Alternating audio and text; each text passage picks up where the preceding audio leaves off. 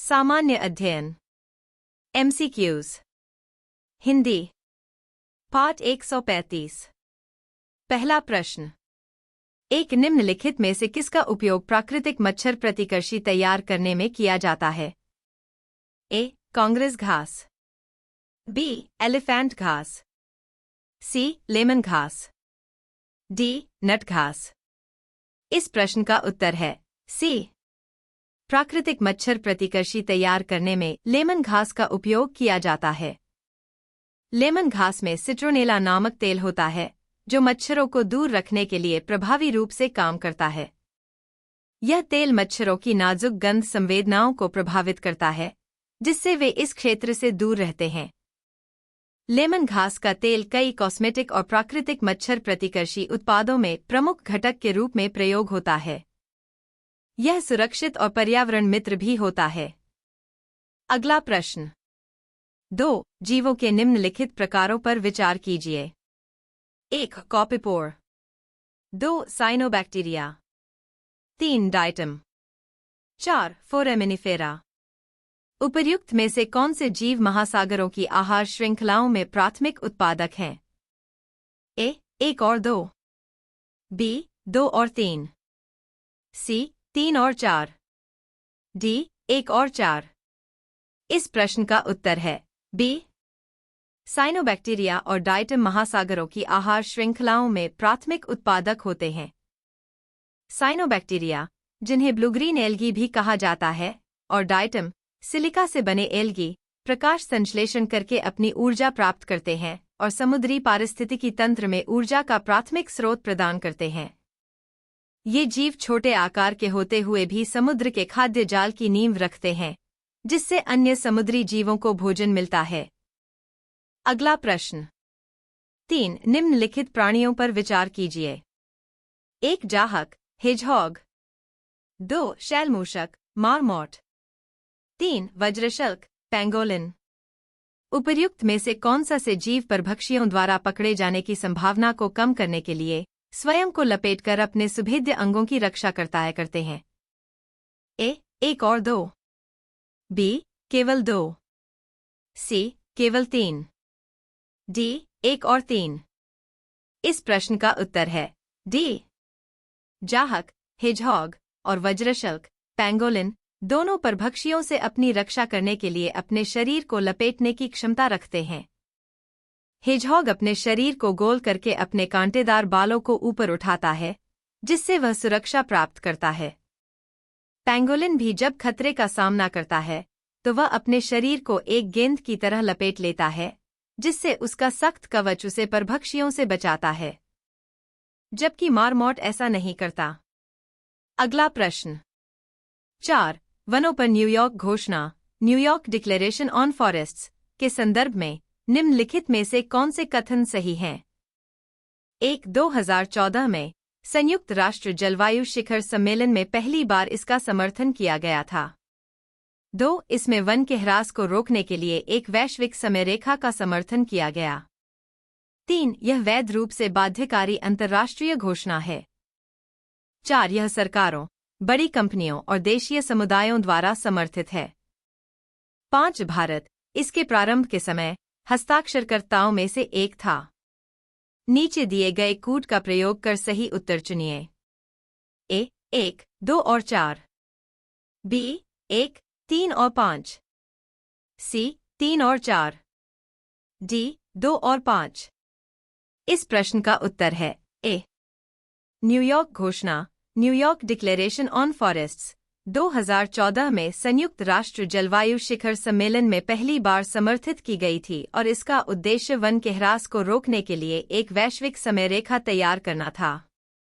यह घोषणा सरकारों, बड़ी कंपनियों और देशीय समुदायों द्वारा समर्थित है। हालांकि यह वैध रूप से बाध्यकारी नहीं है। भारत इसके प्रारंभ के समय हस्ताक्षरकर्ताओं में से एक था, जिससे यह कथन भी सही है। अगला प्रश्न। 5 तंत्रिका अपहरास, न्यूरोडिजेनेरेटिव समस्याओं के लिए उत्तरदायी माने जाने वाले मैग्नेटाइट कण पर्यावरणीय प्रदूषकों के रूप में निम्नलिखित में से किन से उत्पन्न होते हैं? 1 मोटर गाड़ी के ब्रेक, 2 मोटर गाड़ी के इंजन, 3 घरों में प्रयोग होने वाले माइक्रोवेव स्टोव। 4 बिजली संयंत्र।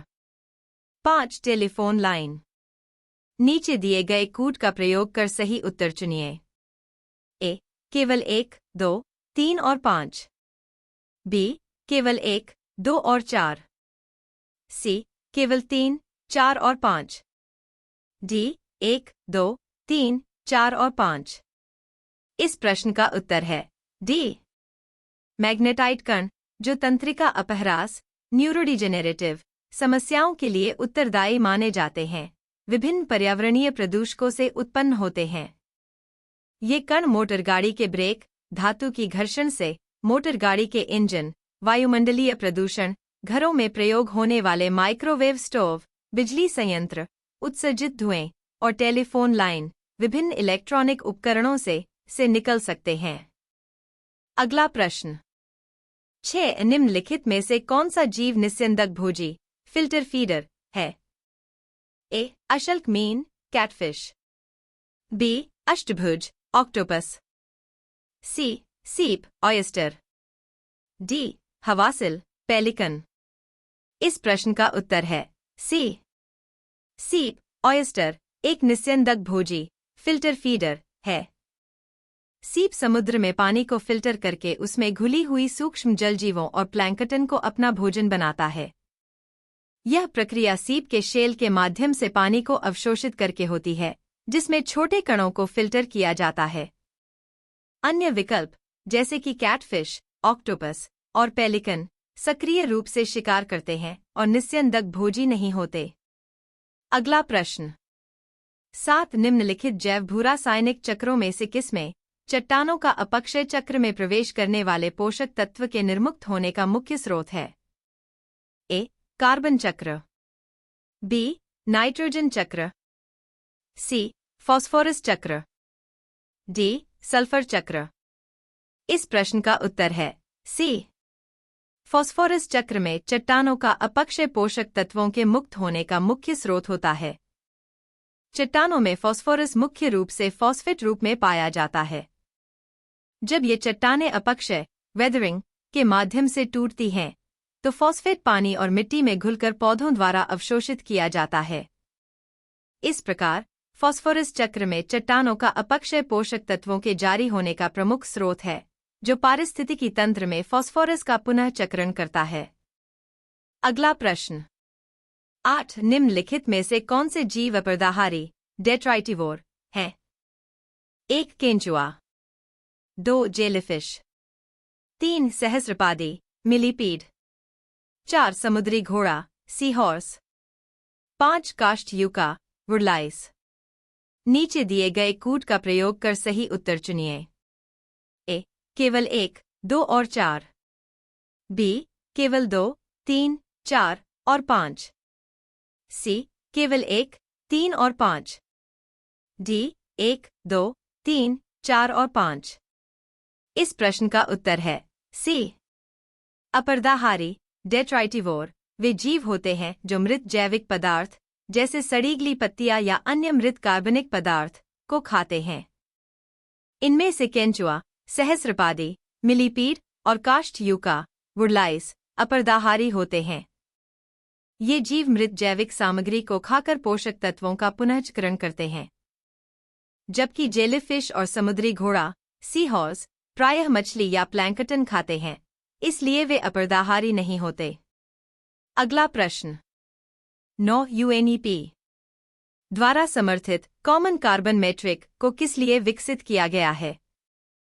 ए संपूर्ण विश्व में निर्माण कार्यों के कार्बन पदचिह्न का आकलन करने के लिए। बी कार्बन उत्सर्जन व्यापार में विश्व भर की वाणिज्यिक कृषि संस्थाओं के प्रवेश हेतु अधिकार देने के लिए। सी सरकारों को अपने देशों द्वारा किए गए समग्र कार्बन पदचिह्न के आकलन हेतु अधिकार देने के लिए। डी किसी इकाई समय यूनिट टाइम में विश्व में जीवाश्मी ईंधनों के उपयोग से उत्पन्न होने वाले समग्र कार्बन पदचिह्न के आकलन के लिए। इस प्रश्न का उत्तर है ए यूएनईपी द्वारा समर्थित कॉमन कार्बन मेट्रिक को संपूर्ण विश्व में निर्माण कार्यों के कार्बन पदचिह्न का आकलन करने के लिए विकसित किया गया है। इसका उद्देश्य निर्माण क्षेत्र में कार्बन उत्सर्जन को मापने और उसकी पहचान करने के लिए एक साझा मापदंड प्रदान करना है।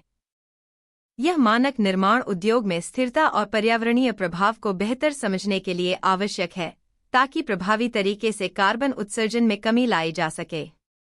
अगला प्रश्न, 10 निम्नलिखित समूहों में से किन में ऐसी जातियां होती हैं जो अन्य जीवों के साथ सहजीवी संबंध बना सकती हैं? 1 नाइडेरिया, 2 कवक पंजाई, 3 आदिजंतु प्रोटोजोआ। नीचे दिए गए कूट का प्रयोग कर सही उत्तर चुनिए। ए केवल 1 और 2, बी केवल 2 और 3, सी केवल 1 और 3, डी 1, 2 और 3। इस प्रश्न का उत्तर है डी। सभी 3 समूहों नाइडेरिया, कवक, पंजाई और आदिजंतु प्रोटोजोआ में सहजीवी संबंध बनाने वाली जातियां पाई जाती हैं। 1 नाइडेरिया, जैसे समुद्री अनीमोन और कोरल, कई जीवों के साथ सहजीवी संबंध में रहते हैं, जैसे अनीमोन और क्लाउनफिश। 2 कवक विभिन्न पौधों और एल्गी के साथ सहजीवी संबंध बनाते हैं, जैसे लाइकेन। 3 आदिजंतु, जैसे कुछ प्रोटोजोआ, अन्य जीवों में सहजीविता दिखाते हैं, जैसे रुमिनेंटों में पाचन प्रक्रिया में सहायता करना।